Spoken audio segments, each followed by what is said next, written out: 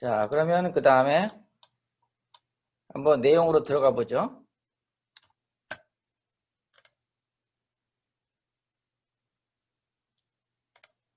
예. 지금 여기에 소개된 거는 하나의 에피소드입니다.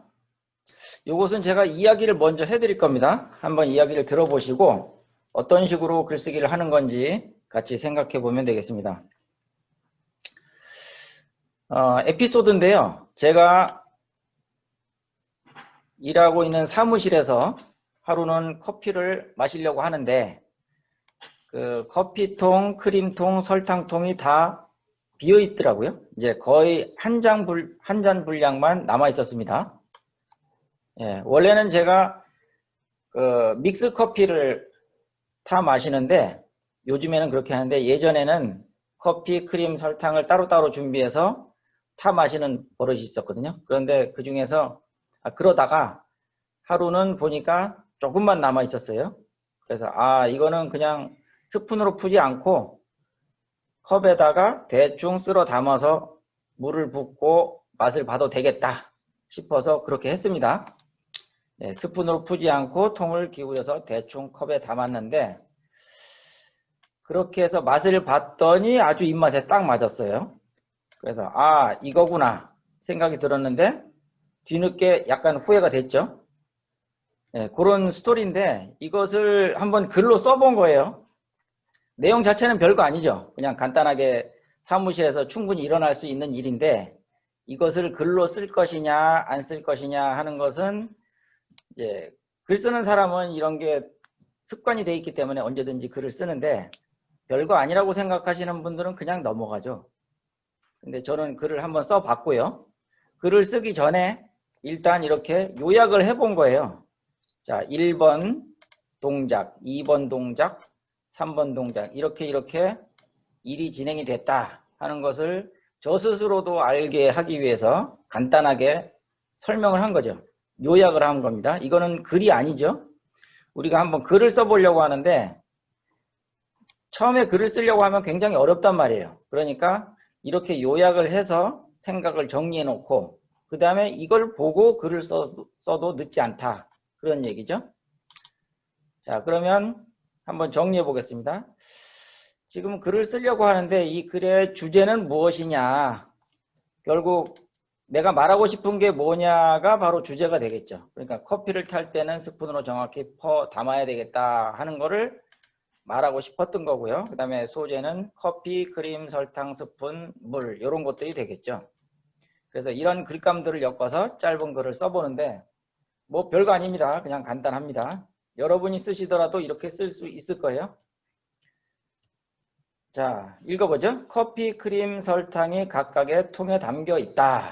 굉장히 짧게 한 문장을 썼습니다. 이 셋은 딱 한 잔만 탈 수 있을 정도의 분량이 남아있다. 예, 앞에서 제가 말로 설명했던 거를 글로 쓴 거죠. 스푼으로 푸지 않고 통을 기울여서 컵에 담는다. 담았다. 그런 말이고요. 끓는 물을 부어서 젓고 맛을 보았다. 예, 여기까지가 이제 사건이 진행된 것이고요. 그 다음에 간단하게 마무리를 했어요. 앞불사. 스푼으로 떠 담았으면 정확한 용량을 알 수 있었을 텐데 그러니 다음에 이런 맛을 어떻게 내지? 에라 모르겠다. 다음부턴 반드시 스푼으로 떠야겠다. 예, 이렇게 글을 맺었습니다. 제가 이걸 보여드리는 이유가 있어요. 예, 가장 근본적인 이유는 뭐냐면은 여러분이 뭐 쉬운 글이든 어려운 글이든 글을 쓰려고 하면 시작이 안 된단 말이죠. 그리고 뭘 써야 될지도 잘 모르겠고 어떤 문장부터 시작해야 될지를 잘 모르시는 거예요. 그러니까 머릿속에서 이야기는 뱅뱅뱅뱅 도는데 그게 글로 표현이 안 된다는 거죠. 그러니까 자서전이나 수필이나 소설 같은 글을 쓰기 전에 여러분이 일단 이렇게 아주 간단한 일기 정도의 글을 여러 번 많이 써보시는 게 좋습니다. 이게 도움이 됩니다. 그래서 아주 사소한 일이라도 간단하게 정리해보는 습관을 가지시라. 그래서 이거를 보여드렸습니다. 자, 그러면 우리가 이제 자서전을 쓰려고 하는데 어쨌든 뭐 잘 쓰든 못 쓰든 이야기를 글로 풀어내는 능력은 약간 키워야 되지 않겠습니까? 그래서 한번 정리를 해보는데 스토리텔링이라는 게 있어요. 스토리텔링. 자, 이건 무슨 말이냐면 스토리는 이야기라는 뜻이고요. 그 다음에 텔링은 말하기라는 뜻입니다. 그래서 한꺼번에 엮어보면 말하기 중에서 이야기 말하기 뭐 이런 식으로 되겠죠. 스토리를 잘 풀어내기 위해서 어떻게 할 것이냐를 연구하면서 쓰는 방법, 이게 스토리텔링이라고 보시면 되겠습니다. 개인이나 단체가 가지고 있는 메시지를 효과적으로 전달하는 방법이다. 그 다음에 타인에게 영향력을 행사할 수 있는 방법 중에 하나다. 재미, 감동, 영향력까지 미치면 좋겠죠. 자, 뭐 말은 그럴듯하지만 어려워 보이지만 사실은 별게 아니에요. 여러분이 친구분들하고 이렇게 수다를 떠실 때 이야기를 잘하는 사람이 있고 못하는 사람이 있잖아요. 그러니까 똑같은 이야기인데 그걸 잘 전달하시는 분이 있고 잘 전달하지 못하시는 분이 있단 말이죠. 그래서 어떻게 하면 더 효과적으로 전달하느냐, 방법은 뭐냐, 그걸 알아보는 게 스토리텔링이라고 보시면 되겠습니다. 자, 그래서 이제 본격적으로 한번 실습을 해보려고 그래요. 예. 필기도구가 준비가 되셨는지 모르겠어요. 간단한 노트나 아니면 종이 한 장을 펴놓으시고 그 다음에 예, 볼펜까지만 딱 준비하시면 됩니다. 예, 그러면 요걸 제가 설명을 해 드릴게요. 자, 여러분이 글을 한 편 쓰신다고 생각을 하시는데 이 설명을 하고 나서 여러분이 한번 써보시고 제가 쓴 거를 또 읽어 드릴 거예요. 그러니까 비교를 해 보시면 됩니다. 일단 이거는 재미있는 글쓰기예요. 상상력을 동원하는 글쓰기입니다. 가정을 해보는 겁니다. 여러분이 부자라고 생각해 보세요. 현재 부자가 아니라도 상관없습니다. 내가 부자다. 100억을 가진 부자다. 그럼 생각만 해도 기분 좋죠. 아, 내가 부자구나. 100억을 가진 부자면 뭐 생활이 어떨까요? 우리 보통 사람들하고는 좀 다르겠죠. 또 이 사람이 동창회에 30년 만에 찾아갔다고 한번 가정을 해보는 겁니다. 예, 실제 그렇다는 게 아니라 지금 가정을 해보는 거예요. 내가 부자가 돼서 100억을 가지고 있는데 30년 만에 동창회에 갔어요. 그러면 여러분이 만약에 그 상황이라면 친구들한테 자랑하고 싶지 않을까요? 아, 친구들은 내가 부자가 된 줄 모른단 말이에요. 30년 만에 만났으니까. 그동안에 연락도 한 번도 안 했고. 그래서 친구들한테 자랑을 한번 해보고 싶은데 그냥 대놓고 자랑하자니 좀 찝찝하단 말이에요. 듣는 사람들이 기분 나쁠 수도 있죠. 아, 나 돈 많이 벌었어 그러면 기분 나쁘잖아요. 뭐 돈 많이 번 사람이야 좋겠지만 듣는 사람은 썩 기분이 좋진 않아요.